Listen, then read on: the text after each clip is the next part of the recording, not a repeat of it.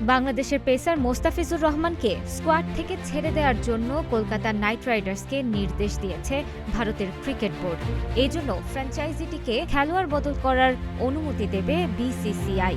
গুয়াহাটিতে BCCI সচিব দেবজিৎ সাইকিয়া ভারতের বার্তা সংস্থা এএনআইকে বলেছেন, সাম্প্রতিক ঘটনার কারণে বিসিসিআই কেকেআর ফ্র্যাঞ্চাইজিকে তাদের দলে থাকা বাংলাদেশের খেলোয়াড় মোস্তাফিজুর রহমানকে ছেড়ে দেওয়ার নির্দেশ দিয়েছে।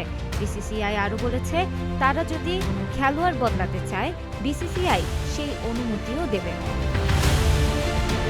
এএনআই জানিয়েছে, বাংলাদেশের ধর্মীয় সংখ্যালঘুদের বিরুদ্ধে সহিংস ঘটনার খবর সামনে আসার পর কলকাতা নাইট রাইডার্সের সঙ্গে মুস্তাফিজের চুক্তিকে ঘিরে বিতর্ক তৈরি হয়েছে। এই প্রেক্ষাপটে 2026 আইপিএলে মুস্তাফিজের অংশগ্রহণ নিয়েও ভারতে কেউ কেউ প্রশ্ন তোলেন।